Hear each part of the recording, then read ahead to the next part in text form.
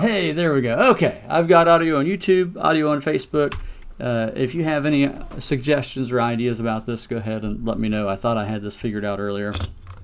But it helps a lot to plug in your microphone. So I don't know if, well, I guess I could have a wireless microphone, but I don't know of many wired microphones that work without you plugging them in.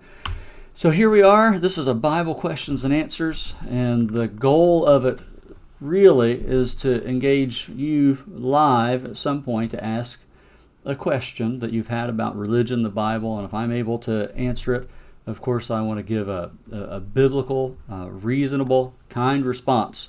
That's what I want to work on. I want this to be worth some of your time coming to. If you don't have a question, the idea is that you are encouraged about what has been talked about or informed in some way, and I would value your feedback in regards to that.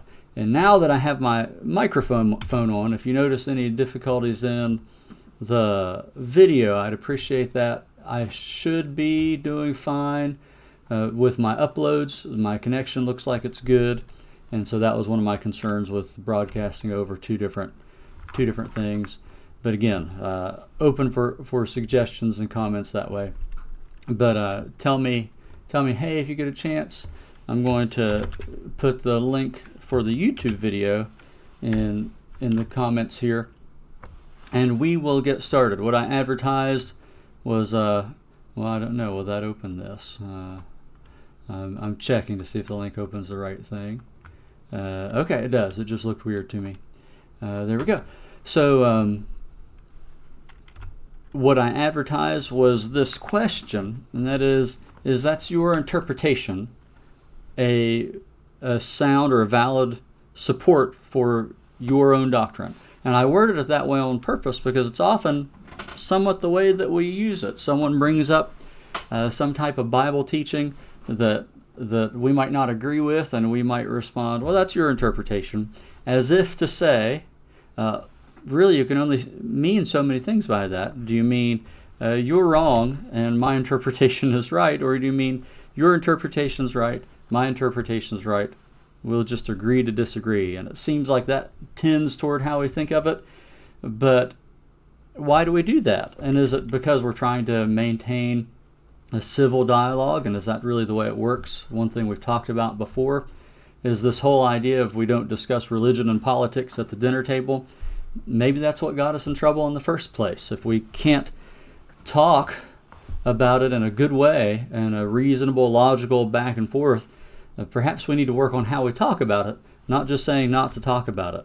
And it seems like this is sort of a route of avoiding any kind of conflict when it doesn't deal with things that are important. And I wanted to break it down this way. What comes to mind is one of my favorite scenes from this animated movie called Inside Out. You might be familiar with it, but it takes place in a girl's mind, and the idea is the characters are traveling by a thought train to the main center of her brain, and they're in a train car that has crates of thoughts and opinions, and the crates fall over, and they say, oh great, the thoughts and the opinions are got mixed up, and a character says, that always happens.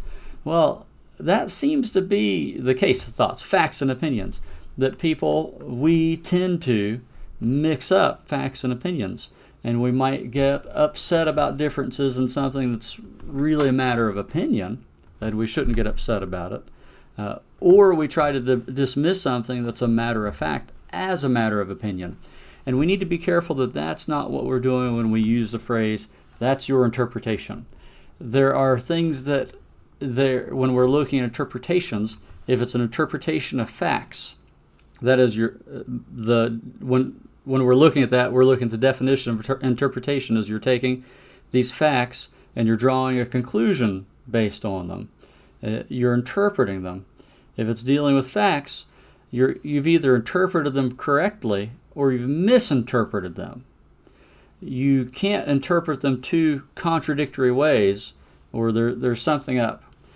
Now, when we're talking about interpretation of opinions, then we're talking about something else. If you look at a modern art piece and I look at a modern abstract art piece, and I say, well, my interpretation is this makes me feel anger.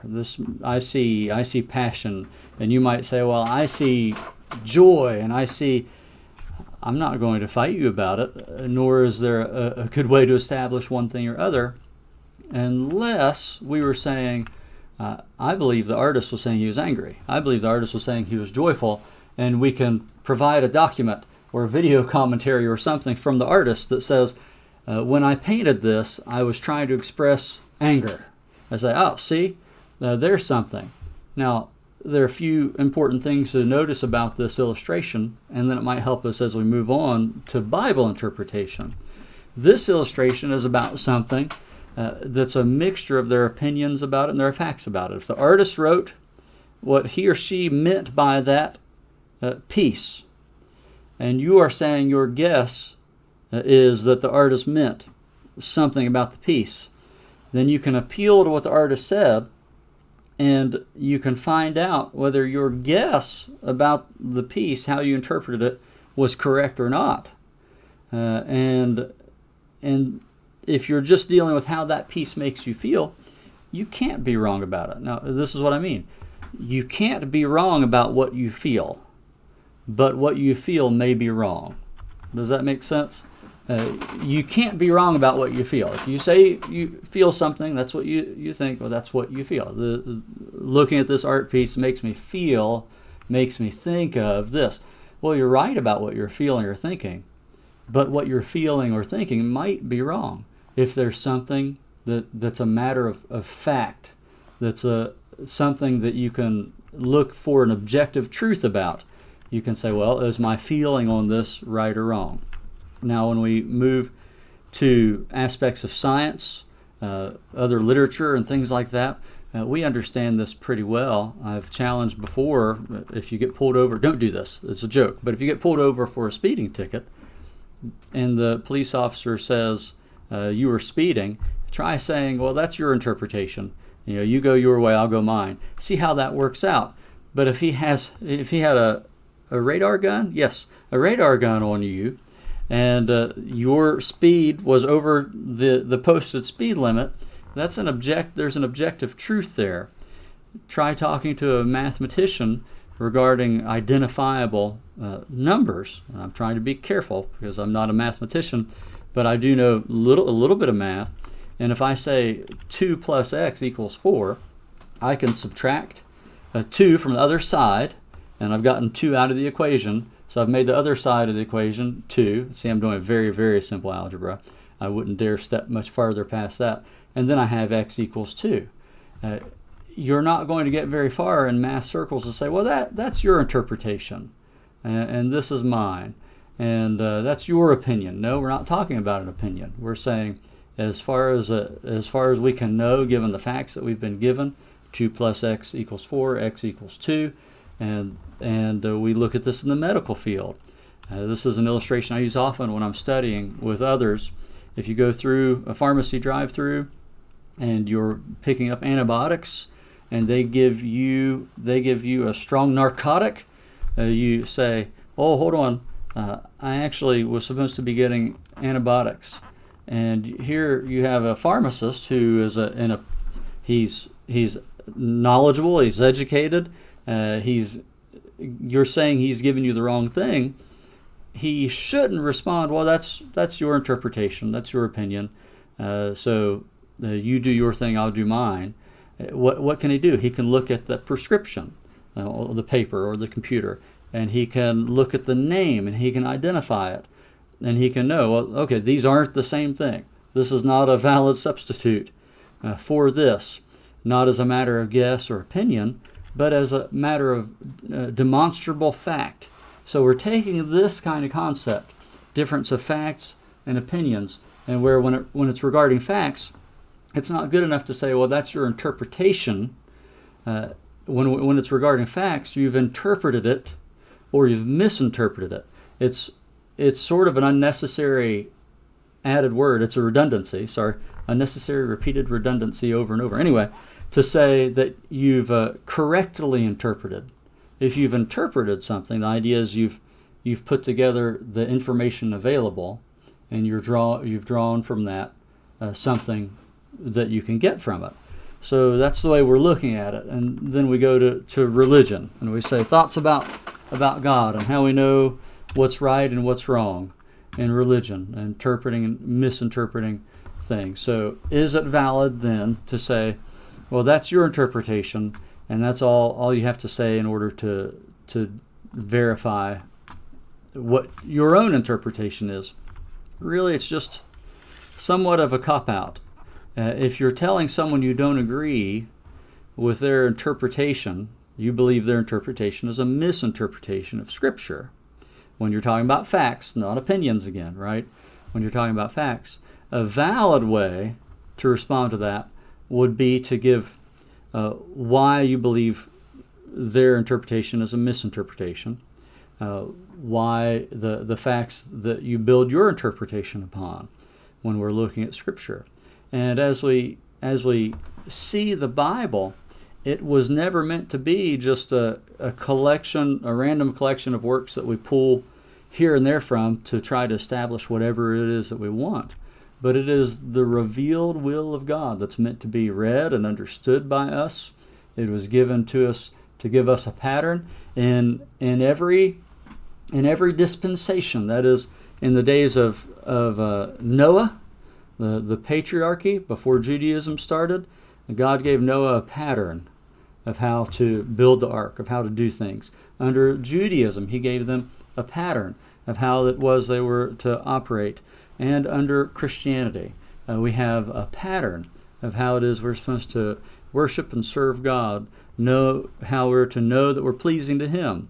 Otherwise, it wouldn't make any sense for Paul to write to the young preacher Timothy and encourage him to be diligent or to study to show himself approved of God. Study what to show yourself approved of God if there aren't facts, information available to draw conclusions from and act upon. And so we're invited in Scripture to study, to show ourselves approved of God, a worker who does not need to be ashamed, rightly dividing the word of truth. And so as we're looking at talking about that then, what can we do when we have a religious disagreement with someone? If it weren't important, I would just say, well, go about your way. If it was a matter of opinion, my favorite color, my favorite food, and you said, well, I really like seafood, and someone said, oh, that's disgusting. Don't lose any sleep about it, and you don't have to vehemently dig your heels in and say, well, you better like seafood too, because that's an opinion. But when we're dealing with matters of religion, it isn't a matter of opinion. Now, you might believe differently than that, based upon what facts. That would be a good way to look at it. And one response that would seem to be reasonable would be to say, well, religion is not based on facts, someone might claim. Okay, can you establish that? Because what I would come back with, again, not argue, not fight, but what I would respond with is evidence that shows, and evidence, the very use of the word implies facts are available. I would be able to provide evidence from which you could draw the conclusion that there is a rationality to the religion as presented in the Bible. There are religions not based on facts, and that's also implied by saying there's a one correct religion. That's something else that might not be readily accepted. Well, hold on. One correct religion, somebody might say, well, that's your opinion. No, I believe it's based on facts, that there's one correct religion. It's been put this way in short. The founder of our religion, Christians, he died and he was raised from the dead to show that he had the authority to prove he was who he was, the Son of God. Those things were done so that we could know that he's the Son of God and have life in his name. And there's not another religion based upon the sound preponderance of evidence, mounds and mounds and mounds of it. But when you come down to it, they fall short. They are opinions. They are just traditions, even myths, many things that Christianity is accused of. But these are things that we can talk about. If someone wanted to contradict that, they could present evidence, why it is, the reasons it is that they believe what they believe. And so that's what I wanted to encourage today in our warm-up talk, if you want to put it that way. I wanted to encourage us when we disagree with someone on something that's a matter of importance. We kindly perhaps ask them, what's your reason for believing that? Why do you think that? I'm genuinely interested, because if I'm interested in following the truth, I'm not just trying to find an echo chamber, and I'm not just trying to pound my thinking in. I want to hear why it is this person is thinking that, and then also learning why it is they're thinking that. I can see the validity or I can see the invalidity of their arguments and how they're putting them together. And then I'm in a place to bring up kind challenges to those arguments, to bring up the information that shows why it is that I believe what I believe. So in short, is that's what you think, or that's your interpretation, a valid way to establish your belief in any kind of fact, but specifically your belief in what you believe are facts in Scripture? The short answer is no. It's not. We should seek to convince, reason with one another through Scripture. Acts 17 is one of many examples, but one of my favorite, it was Paul's custom to come together. He would often meet in the synagogue first with the Jews, and he would put together the evidence from the Scriptures to show that Jesus is the Christ. That was the way, the design of preaching and teaching, and the reason that God has given us a logical word in order for us to read it and follow. Another illustration I use a lot is all of us have probably been part of or seen people fight over a board game. And you say, well, let's say Monopoly, for instance. If you land on free parking, what happens? If you're listening and you want to put a comment on that real quick, go ahead. What happens when you land on free parking? Have you ever been in a game like that where you say, well, we landed here, this is what you're supposed to do, and someone says, no, you're not, and the other person says, yes, you are. No, you're not. Yes, you are. And so, does that help? Do we get anywhere? Can you even play the game if you say, well, you think what you think, I'll think what I think? You're not even playing the same game anymore when you decide to do that. So what do you do? Regardless of what you might think free parking means, again, it's a game, so it's not really that important, but you're either going to need to decide, we're going to go by one of our rules, no matter what it is, or we're going to look at the game rules, and we're going to find out. And so you open up the game rules, and then you find out what that means. I'm not going to say it. You can put it here in the comments, but that very thing is played out. And what should happen after that? You say, well, let's go by whatever the game rules are. And you go and you open that book, and the game rules tell you what it is.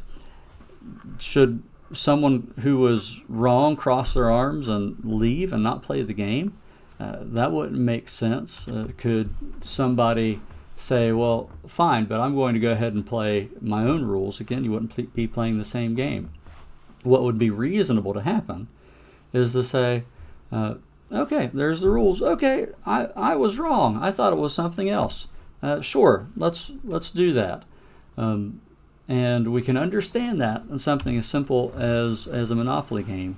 But when it comes to life or death, matters of our souls, we look at the revelation in Scripture, and for whatever reason, we tend to draw our deeply held convictions and conclusions, often based upon tradition, what we've done, what our parents have done, a man-made doctrine, some kind of bias, and then if we come here and someone would show us something contrary to that, we might get upset and leave and go play another game. But the problem is, there is no other game to play. There are only distractions until the end of our lives. And so that's the importance of not just dismissing disagreements in religion with, well, that's what you think. Because if we're playing different games, somebody's going to find out they were never actually playing according to the rules at all. And just in case someone decides to challenge me and say, "Oh well, God doesn't work that way, and in Christianity, we have Jesus, and so in a sense the rules don't matter." It's actually a very valid illustration that Paul uses for Timothy in 2 Timothy chapter 2. In 2 Timothy chapter 2, he's encouraging Timothy not to be held back by anything, to do the work that he needs to do. And then he says in verse 5, "Also, if anyone competes in athletics, he is not crowned unless he competes according to the rules." Now, certainly there are places where a comparison of athletics and Christianity fall apart, but sports happen to be one of Paul's favorite illustrations and parallels with the Christian life. And he brings up there, if you don't compete according to the rules, you can't be crowned. Imagine the track star who cuts across the football field and breaks the tape. They broke the tape first. You can't deny that. If someone wasn't watching the whole time, it might have even looked like they won, far ahead of everyone else. But if the officials caught what they did, they wouldn't award them anything. They broke the rules. Well, God's not going to get to be with us when we get to the end of our lives and say, "Well, I don't really know how you got here." He's going to know that you were given a book showing what His will was for you in your life, and that it was written for you, the most commonly easy to get a hold of book in the world, and you had a copy or maybe several copies, perhaps drawing dust in your home, and you knew there was somebody who is teaching it or claiming to, and you just ignored what anybody said if it had anything against what you thought. It's important. So don't just use that excuse. So I've talked for quite a while. Again, if you had any comments or questions, be sure to put those down. I haven't seen any. I hope I'm not having a whole lot of lag from your here we go, comments. This is my first time doing this. Even afterward, I'd appreciate any questions or things like that, and I'll look at those for future things to listen to. But I've talked enough. Look forward to trying this more, and I'll be trying to add some more helpful things to this in YouTube and Facebook. Let me know. Even though this one's rough, I'll leave it up on YouTube too. Please go, maybe like it and subscribe so we can get a little start there, and you'll be notified when I post.